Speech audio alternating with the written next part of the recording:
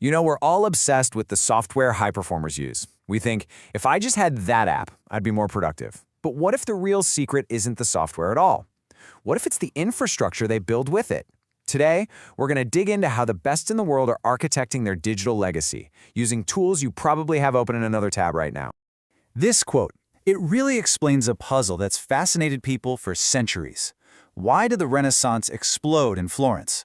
I mean, it wasn't just about one genius like Da Vinci. It was this dense network of artists, scientists, and bankers, all packed into one city, sharing ideas, competing, and pushing each other to create incredible things. Well, that ancient pattern is happening all over again, right now in our digital world. So what on earth does that have to do with your Google Drive? Honestly, everything. We're about to completely reframe how you look at everyday tools like Google Docs and Google Keep. We're going to stop seeing them as just simple utilities and start treating them like the foundational building blocks for your own personal and professional renaissance. All right, so are you ready to look beyond that simple toolbox? Let's dive into our first section and see exactly why that old way of thinking about your software is actually holding you back from building something that lasts. Okay, this slide is really the heart of the whole idea. On the left, you've got the digital toolbox view. It's like having a garage full of amazing expensive tools, but you don't have a blueprint for what you're trying to build. But on the right, you have the strategic infrastructure view. This is intentional. It's an ecosystem where you're not focused on what one feature does, but on the outcome your entire system creates. It's the difference between building a birdhouse and architecting a skyscraper. So how do you even begin building this skyscraper? Well, it all starts with the first and maybe the most critical step, capturing the lightning in a bottle. Those brilliant ideas in your head before they just disappear.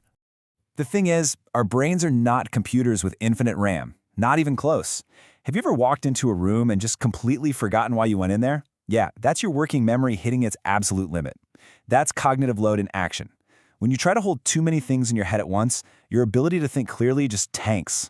And this is the first major architectural principle. The top performers aren't trying to be human hard drives. Instead, they use a tool like Google Keep as a kind of cognitive extension, a second brain. It becomes this super low-friction place to just dump thoughts and ideas the second they pop into your head. And that frees up your actual brain to do what it does best: think, create, and solve big problems. Now this is where it gets really practical. Look at Gemini and Keep. For anyone who doesn't know, that's Google's AI. This isn't just a cool party trick, it's your secret weapon against the horror of the blank page.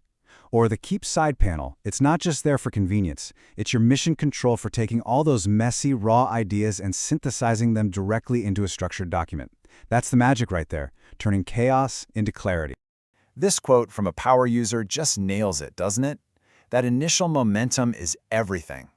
The hardest part of any big, complex task is just getting started. So what if you could just eliminate that friction completely? Well, that's what AI-powered tools do now. They solve that problem in seconds, turning procrastination into instant progress.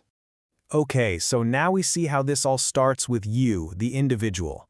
But let's see how it builds into something way more powerful: the creation of a collective, networked intelligence. A hive mind, really, that's so much more than the sum of its parts. You know, the most complex problems today are not solved by some lone genius working in a basement. They're solved by networked intelligence. In fact, Google's own internal research, they called it Project Aristotle, found that the #1 predictor of a team's success wasn't individual IQ. It was how well the team communicated and connected. A good digital infrastructure creates that shared thinking space, and it turns a team of smart people into one brilliant collective. Now, here's a feature that we have all used, but I would bet we completely misunderstand its true purpose. We think of version history as just a big undo button, right? A way to fix mistakes. But its real strategic function is way more profound. It creates a psychological safety net. It gives your team the freedom to be bold, to experiment, to try crazy things without the fear of messing everything up for good. It's like walking a tightrope. Would you try a flip with a net below you or without one? It's a no-brainer. And what's so cool about this is how each little part of version history maps directly to a psychological need. Naming a version? That isn't just about labeling a file. It's like planting a flag in the ground, marking a strategic pivot point for your project. And the ability to branch things by just duplicating a doc, that encourages creative exploration. It's a sandbox where you can build wild things and break them without any real consequences. This isn't about managing a document. It's about managing the entire creative process. So you've captured your ideas, you've collaborated with your team, but now it's a mess, right? How do you organize all of this to keep from just drowning in information? This is where the architecture becomes absolutely critical. Are you building a digital sandcastle that washes away with the tide, or a knowledge citadel that stands the test of time? And listen, this feeling of being overwhelmed, it's not just in your head. Cognitive overload is a real, measurable state. Research shows that when your brain's cognitive strain hits this overload range, it is essentially redlining. Your performance plummets, your decision-making gets worse, and you're way more likely to make critical mistakes. This is exactly why a clean, well-organized file system isn't about being neat. It is a non-negotiable performance tool. Every single second you spend hunting for a file or trying to remember where you saved something adds to your cognitive load. A great architecture actively reduces that load, which saves your precious mental energy for the work that actually matters. So how do you build it? The Bora method is just a brilliantly simple framework for this. You organize your entire digital life into just these 4 top-level folders. P is for projects, your active work. A is for areas, your ongoing responsibilities, like team management. R is for resources, all the interesting stuff you're collecting. And A is for archives, everything that's done. Imagine a chef's kitchen, where everything is perfectly in its place, ready to go. That's what Bora does for your digital life. All right, let's move to our final section and look at where this is all going. We are on the edge of a massive evolution, a shift from just managing information to actively commanding it. The future isn't just about being productive, it's about being powerful. The really crucial point here is the shift from passive to active systems. Old-school knowledge management was like building a library, a place where you could go find information. This new paradigm is about having an intelligent agent, an AI co-pilot, that can act on your behalf. It's the difference between having a map and having a self-driving car that just takes you where you want to go. And this is what it'll actually look like in practice. Your job is no longer just to do all the work. It's to define the outcome you want to achieve.